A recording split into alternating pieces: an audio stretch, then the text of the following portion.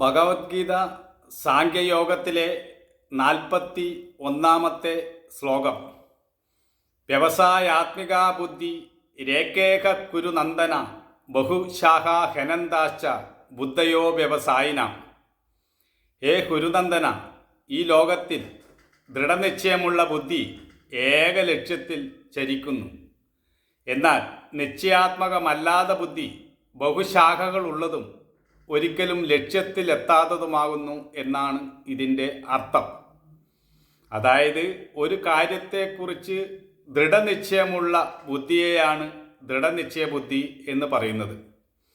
ഇവിടെ ആത്മവിഷയത്തിൻ്റെ കാര്യത്തിൽ എല്ലാ ഭേദഭാവനകളും അകന്ന ബ്രഹ്മബുദ്ധിയാണ് നിശ്ചയാത്മക ബുദ്ധി. ആ ബുദ്ധി ഏക ലക്ഷ്യത്തിൽ ഉറച്ചു നിൽക്കുന്നു. പലതിലേക്കൊന്നും അത് പോകുന്നില്ല. അതാണോ ശരി, ഇതാണോ ശരി എന്നൊന്നും ആ മനസ്സ് ചിന്തിച്ച് ചലിക്കുന്നില്ല. അതിന് വ്യക്തമായ കാഴ്ചപ്പാടുണ്ട് അങ്ങനെ ബുദ്ധിയുള്ള ഒരാൾക്ക്. അങ്ങനെയുള്ള ബുദ്ധിക്ക് മാത്രമേ ഏകാത്മ ധ്യാനത്തിൽ മുഴുകുവാൻ കഴിയുകയുള്ളൂ. എന്നാൽ നാനാത്വ ബുദ്ധി എന്ന് പറയുന്നത് പല ലക്ഷ്യങ്ങളുള്ളതാണ്. അത് പല വഴിക്ക് സഞ്ചരിക്കും, പല തീരുമാനങ്ങളെടുക്കും, പലതായി പ്രവർത്തിക്കും.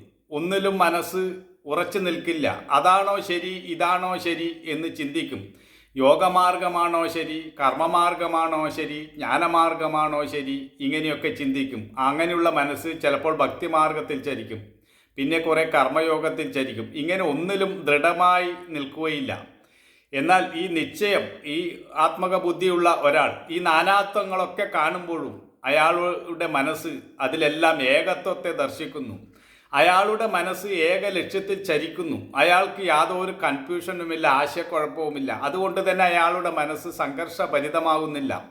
എന്നാൽ ഈ നിശ്ചയാത്മകമല്ലാത്ത ബുദ്ധി പല കാര്യത്തിലും ചിന്തിച്ച് പല സംശയങ്ങളും ഉണ്ടാക്കി ഒരിക്കലും അതിനൊരു ഏകാഗ്രത കിട്ടുന്നില്ല, ഒരു ധ്യാനനിഷ്ഠ കിട്ടുന്നില്ല.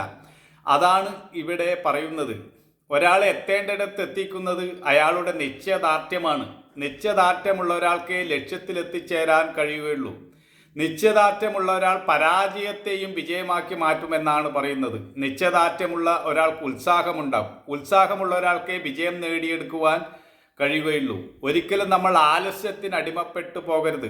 ആലസ്യം എന്നത് ഇരുമ്പിൽ തുരുമ്പ് പിടിക്കുന്നത് പോലെയാണ്. അത് നമ്മെ നിഷ്ക്രിയനാക്കും. അതുകൊണ്ട് ഉണരുക, എഴുന്നേൽക്കുക, ലക്ഷ്യം കാണുന്നത് വരെ പ്രവർത്തിക്കുക എന്നതാണ് ഉപനിഷത്തിൻ്റെയും ആഹ്വാനം. അതുകൊണ്ട് നമ്മൾ ഭൗതിക ജീവിതത്തിലായാലും ശരി, ആത്മീയ ജീവിതത്തിലായാലും ശരി, ഒരു ഉറച്ച തീരുമാനമെടുക്കാൻ കഴിയാത്ത ഒരാൾക്ക് ഒരിക്കലും ജീവിത വിജയം കൈവരിക്കുവാൻ കഴിയില്ല. ഇനി അങ്ങനെ ചലിച്ചു കൊണ്ടിരിക്കുന്ന ബുദ്ധിയുള്ള ഒരാൾക്ക് കുറേ നേട്ടങ്ങൾ കൈവന്നു എന്ന് വിചാരിക്കാം. എന്നാലും അയാൾക്കൊരു സംതൃപ്തി ലഭിക്കില്ല. അയാളുടെ മനസ്സ് അസ്വസ്ഥമായിക്കൊണ്ടിരിക്കും.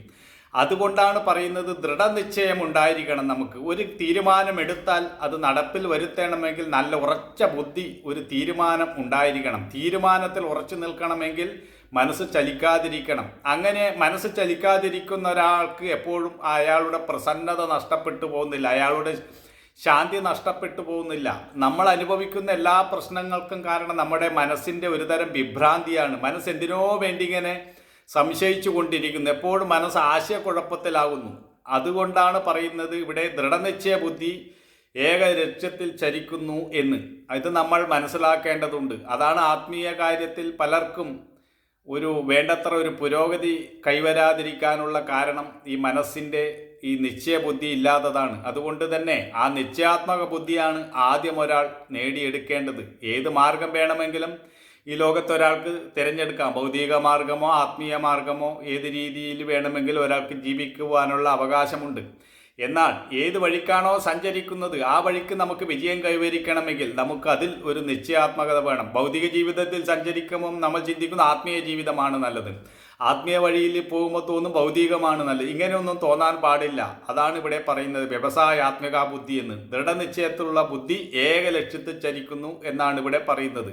നമുക്ക് അടുത്ത ശ്ലോകത്തിൽ ബാക്കി നോക്കാം.